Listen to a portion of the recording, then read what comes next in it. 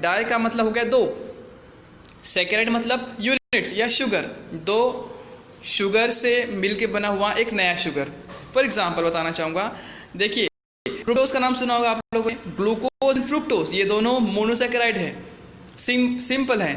Monosaccharide की definition ऐसे भी दी जाती है कि एक ऐसा सैकेराइड, एक ऐसा यूनिट जो डिसॉल्व नहीं हो पाता, इट मीन्स जो फर्दर ब्रेकअप नहीं हो पाएगा। जैसे कि अगर डाइसैकेराइड है, हम लोगों ने उसको यदि ब्रेक किया तो वो मोनोसैकेराइड में, 2 मोनोसैकेराइड में होगा। जैसे एग्जांपल दे रहा हूँ सुक्रोज का, sucrose is equal to glucose plus fructose, ठीक है, sucrose is equal to glucose plus fructose. अब अगर सुक्रोज को हम लोगों ने पानी में डिसॉल्व किया तो 2 भागों में डिवाइड होगा। सुक्रोज बोल रहा हूँ, वो सुक्रोज आप लोग हिंदी में शुगर कहते हैं, शक्कर, सुक्रोज ही है। Cane sugar is sucrose, okay. अब इस केन शुगर को जब हम पानी में डिसॉल्व करते हैं तो उसका हाइड्रोलिसिस हो जाता है और वो डिसॉल्व हो जाता है। वाई? बिकॉज वो अपने आप को 2 पार्ट में स्प्लिट कर देता है। आगे हम लोग देखेंगे इसका रिएक्शन। 2 पार्ट कौन कौन से हैं, एक है ग्लूकोज और एक है फ्रुक्टोज, ठीक है। आई होप सो मोनोसैकेराइड आपको समझ में आ गया होगा। उसके बाद और भी होते हैं, ट्राइसैकेराइड, टेट्रासैकेराइड, पेंटासैकेराइड, हेक्सासैकेराइड। जो जैसे जैसे नंबर बढ़ते जा रहे हैं आप लोग उसे क्या समझ पा रहे हैं कि नंबर ऑफ यूनिट बढ़ते जाएंगे। 3 यूनिट मिलकर अगर एक शुगर बन रहा है, फिर से बोल रहा हूँ, 3 यूनिट मिलकर अगर एक शुगर बन रहा है, इसका मतलब हुआ कि वो ट्राइसैकेराइड है। 4 यूनिट मिलकर अगर एक शुगर बन रहा है तो टेट्रासैकेराइड है, एंड ठीक है। एंड नाउ लिसन हियर, अब यहाँ पे कॉम्प्लेक्स कार्बोहाइड्रेट दिया हुआ है। आप लोगों के सिलेबस में एक सिंपल शुगर है और एक कार्बोहाइड्रेट है, यानी कार्बोहाइड्रेट है एंड कॉम्प्लेक्स कार्बोहाइड्रेट है। कॉम्प्लेक्स को ही हम लोग ओलिगोसैकेराइड भी कहते हैं, ठीक है। अब इसमें एग्जांपल कौन कौन से हैं, स्टार्च, ग्लाइकोजन, सेलुलोज, ठीक है। ओलिगोसैकेराइड थोड़ा सा इससे डिफरेंट होता है।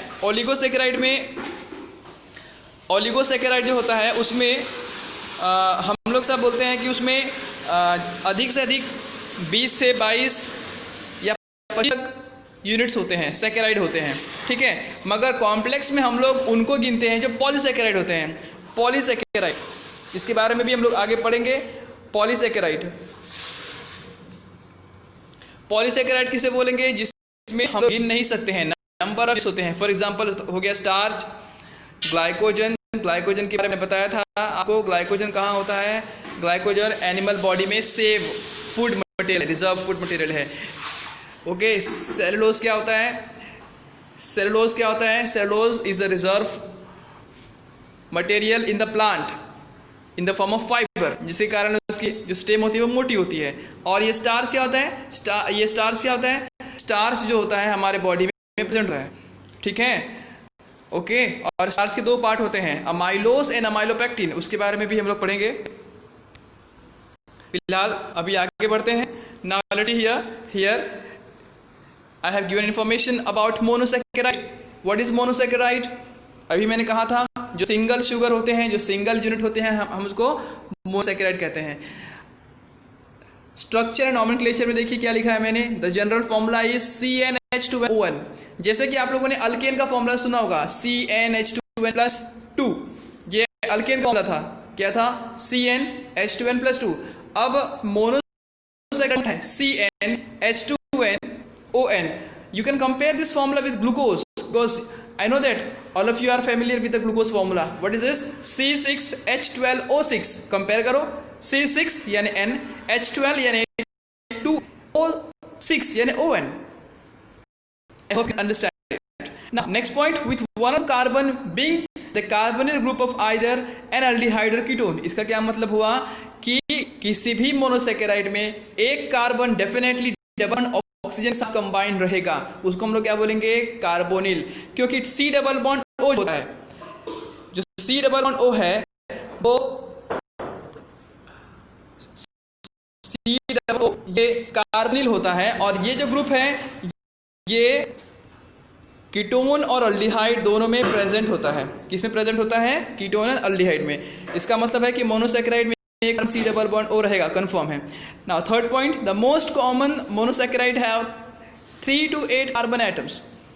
इसमें क्या बोला जा रहा है कि बहुत सिंपल एंड मोस्टली जो वर्ल्ड में पाए जाते हैं जो मोनोसैकेराइड हैं उसमें कम से कम 3 से 8 कार्बन हो सकते हैं, 3 से 8। अब 3 कार्बन वाले को ट्राइलोस आगे नाम आएगा, ये ट्राइलोस, देन टेट्रुलोस, पेंटुलोस, हेक्सुलोस, हेप्टुलोस एंड ऑक्टुलोस। ये जो नाम है नंबर ऑफ कार्बन के ऊपर है, ठीक है।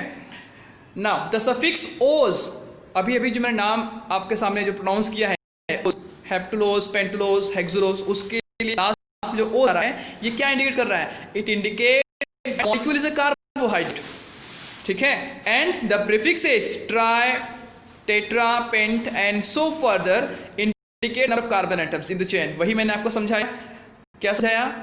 ट्राइलोस यानी 3 कार्बन वाला कार्बोहाइड्रेट, टेट्रुलोस यानी 4 कार्बन वाला कार्बोहाइड्रेट, पेंटुलोस यानी 5 कार्बन वाला कार्बोहाइड्रेट, हेक्सुलोस यानी 6 कार्बन वाला कार्बोहाइड्रेट, हेप्टुलोस यानी 7 कार्बन वाला carbohydrate and octulose means 8 carbon वाला कार्बोहाइड्रेट। आई होप ये बात क्लियर हो गया होगा आपको। ना monosaccharide containing an aldehyde group are classified as aldoses. हाँ, अब ये है कि मोनोसैकेराइड का मतलब तो समझ गए, हाँ भाई उसमें एक सिंगल होगा, सिंगल शुगर, इट्स ओके।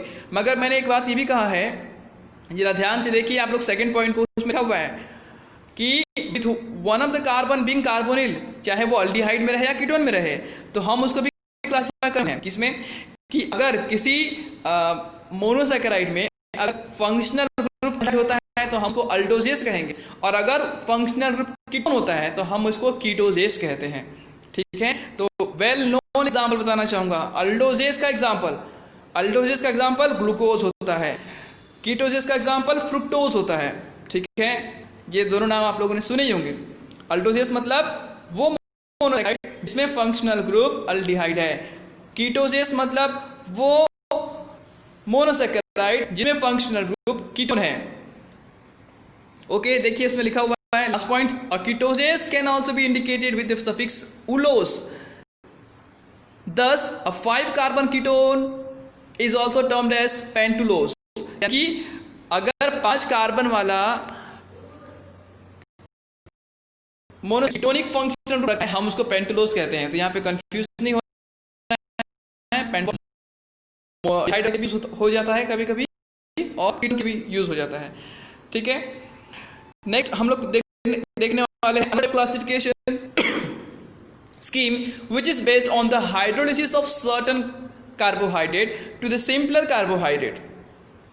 यानी नाम मोनोसैकेराइड, डाइसैकेराइड, पॉलीसैकेराइड्स, ठीक है। तो मोनोसैकेराइड मतलब देखिए मैंने लिखा हुआ है सिंगल शुगर यूनिट, डाइसैकेराइड का मतलब 2 शुगर यूनिट, ओलिगोसैकेराइड का मतलब 3 to 10 यूनिट एंड पॉलीसैकेराइड का मतलब मोर देन 10। मतलब हम लोग नहीं जानते, उसमें 50 हो सकते हैं, 5000 भी हो सकते हैं, 5 लाख भी हो सकते हैं और उससे बहुत ज़्यादा भी हो सकते हैं, ठीक है। आई होप से आपको समझ में आ गया होगा ये वीडियो। अगर आपको पसंद आए तो प्लीज़ सब्सक्राइब कीजिए, लाइक कीजिए एंड शेयर कीजिए। Thank you very much.